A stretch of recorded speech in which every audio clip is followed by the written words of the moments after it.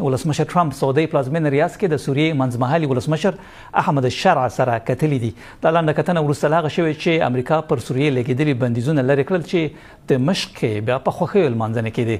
تر دې 13 دسمبر امریکا د شرع نیولو لپاره د $10 ملیون جایزه ایښې وه چې پخوا له القاعدې سره یو تړلی اورپکی و. منځني ختیځ ته د خپل 4 ورځني سفر پر مهال مشرانو ته وینا کې ښاغلي ټرمپ ویل ویاړي چې له سوریې بندیزونه لرې کوي. د بي بي سي سر نړیوال خبرياله لیز دوسیت ریاض کې دا نور حال لري.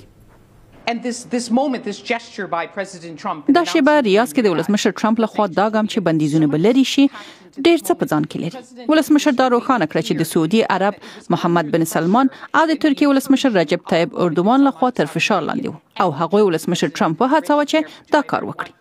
لومړي سر کې سوریه کې د لسیزو زړې دیکتاتورۍ پر زیدو څخه وروسته هغه له سوریې سره لیوالتیا نه لرله. دا د امریکا په ګټه نه و او اوس ناڅاپي دی وایي دا ویاړ لري چې بندیزونه لرې کړي. سعودي او ترکیه اوس د ګټونکو په موقعیت کې دي.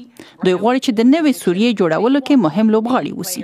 دوی غواړي چې د بیا رغونې د ډیرو هغو تړونونو نه ګټه پورته کړي چې وي به په واقعیت کې احمد الشرع چې د نوې منځمهالي مشر په توګه دنده پیل کړي او د سوریې راتلونکو په اړه خبرې پیل کړي.